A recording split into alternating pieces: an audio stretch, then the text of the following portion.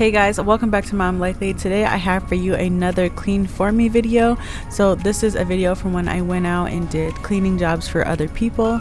In this particular video I'm doing Kaylin's house. She was awesome enough to let me come in and film some deep cleaning for her in exchange for some content for you guys. So it was of no charge to her. And I really love this. I loved my time with her there because I think she absolutely deserved it. She's a hardworking single mama and she's also an entrepreneur. She works from home and does her own side business. She has a salon in her basement. She told me so much stories while I was here. I really enjoyed my time there. The energy was really good. Her home definitely was in need of some love in these areas, and I know you guys are really going to appreciate these transformations that I filmed for you guys here in today's video. Originally, my plan for this series was to get a bunch of people on board with this, but at the time I was working full-time and it was extremely hard for me to get out and do these cleans for people for free. So literally this video is from before 2023. Honestly, I think it was from around like Christmas time. I've just had it sitting in my backlog forever because I wanted to put it out with multiple videos like this for you guys, but I've just been slowly going through the ones I have. I only have a few more, and since I'm starting a cleaning business now, I don't know if I'll be able to get out and do many, but I'm definitely still keeping these on the list to do a few of these a year because I really love the transformations and I think people deserve them, and if it's free and I can give you guys some cool content here, then why not? And Kaylin, if you're seeing this, thank you so much for allowing me to come into your home and create this video and transform these spaces for you. Everybody, please be sure to give this video a like, comment down below, tell me what you think, and share this with a buddy. I would really love that. I was looking like a fool when I met ya, all covered up in the dirt from my past, so insecure by myself when I met ya. Won't you give me any warning? I've been thinking about you day and night and day and night. To be honest, I just don't know what to do next. 'Cause I'm the one with a broken heart, waiting for you to come out and save me. I'm a mess, need to untangle, and I'm a fool for you, baby. Fool for you, baby. Waiting for you to come out and save me. Fool for you.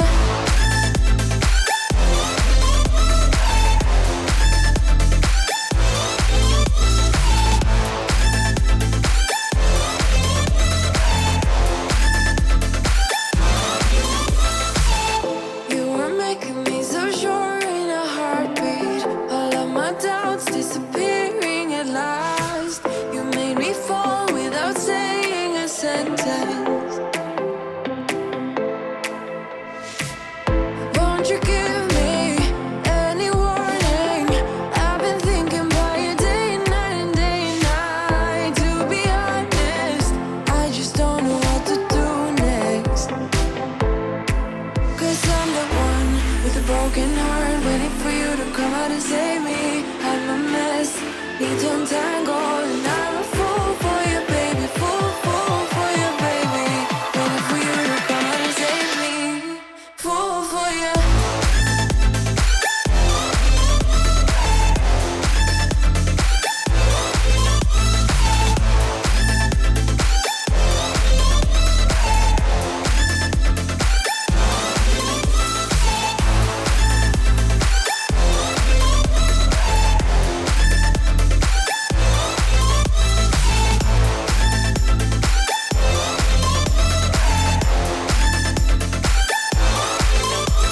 I know it isn't logical. That's something that you do to me is chemical. I know it isn't logical. Something that you do to me. I'm the one with a broken heart, waiting for you to come out and save me. I'm a mess, need to untangle, and I'm a fool for you, baby. Fool for you, baby. Waiting for you to come out and save me. Fool for you.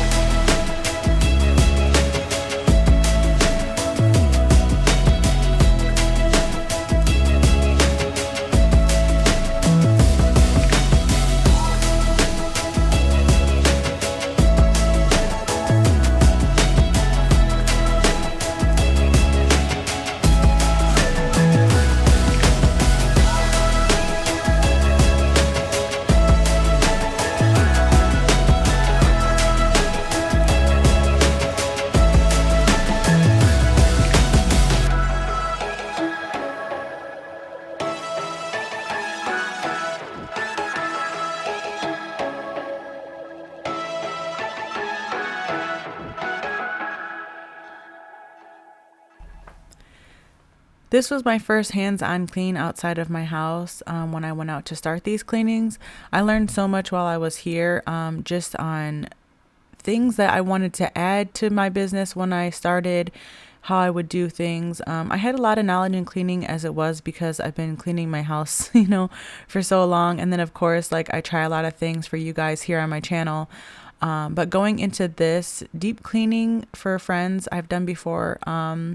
But the main living areas are people's main source of needing a deep cleaning, like their bathrooms, utility rooms, kitchens, things like that, floors, different specialty items, walls, windows, the list goes on. But in terms of bedrooms, it can be difficult because when people are living at the home, there's a lot of things to move around to clean.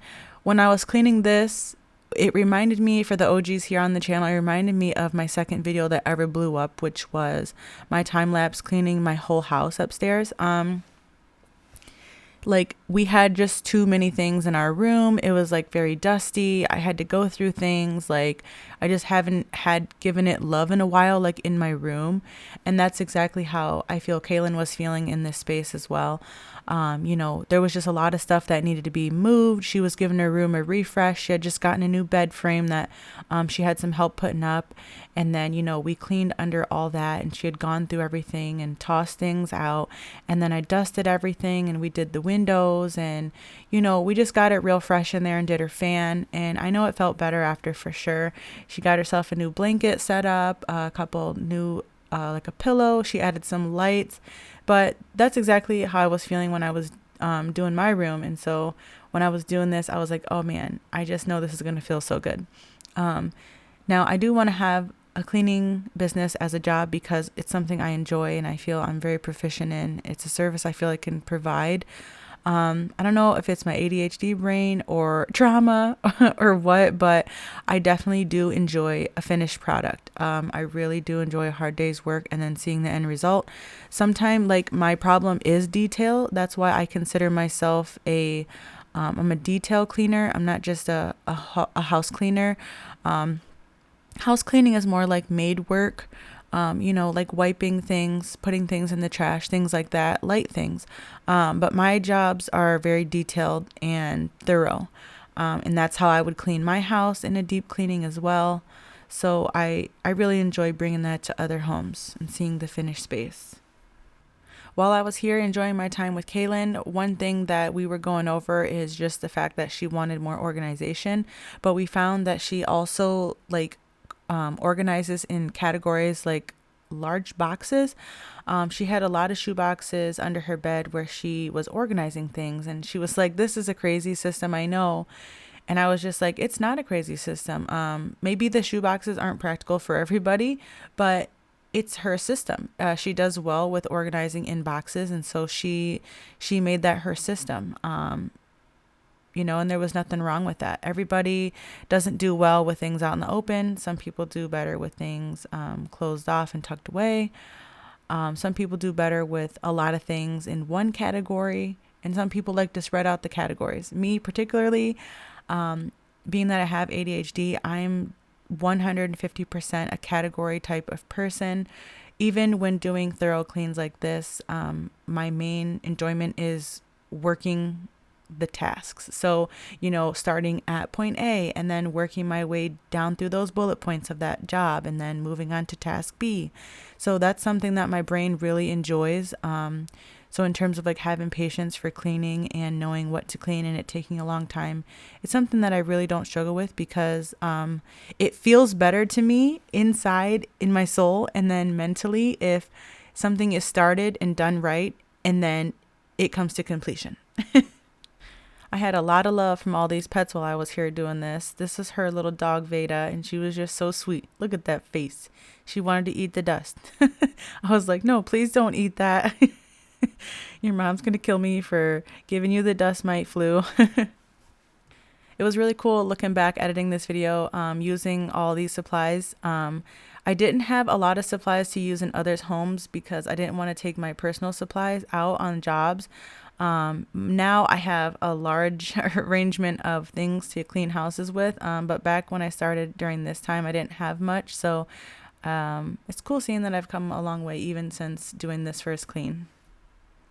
Look at that dust on the fan. OMG. I was like, girl, don't even worry about it. Everyone's going to be like, oh my gosh, look at the dust on that fan, and just love seeing it peel off of there. This was her fan cleaner. I know some people have told me about these in the past. I don't particularly love using this one. The dust was pretty thick, so I went ahead and used it since she had it on hand. But my favorite way to clean these, the ones you can reach anyways with a pillowcase. However, out on jobs, I just kind of clean them up, and then I'm usually doing the floors after that, so no big deal.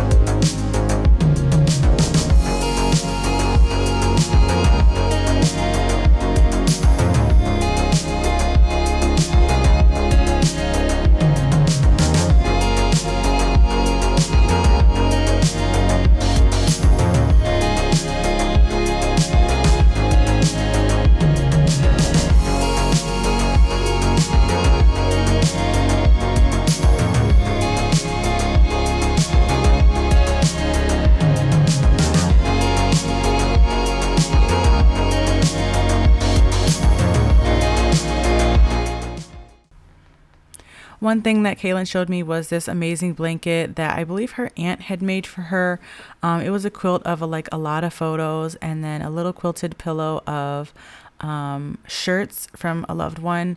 And I just can't believe how cute this is, especially if you are somebody. The reason why I asked if I could show this, and she had another assortment of some things in her closet she was worried she was hanging on to that belonged to family. And I just feel like, you know, a little bit is never excessive, because those are things that are important, and you know, they bring back good memories, and they remind you of just something that you can't get back. But of course, in hoarding situations and, you know, in excessiveness, of course, there's some mental things happening if you're holding on to too much to a large extent. But those pillows and that quilt that she showed me was just really amazing. I think that's a great way for people to you know, scale down and downsize the amount of things they have left over from passing loved ones, or things that were passed down to them that they want to save, but they don't necessarily need the whole t-shirt hanging in their closet. But like, you could turn all that into a beautiful blanket or a really beautiful pillow that you can actually use on a daily basis. So I thought that was really beautiful, and I love that she shared that with me. I wish I had more items like that from my dad, because I definitely would have done something like that.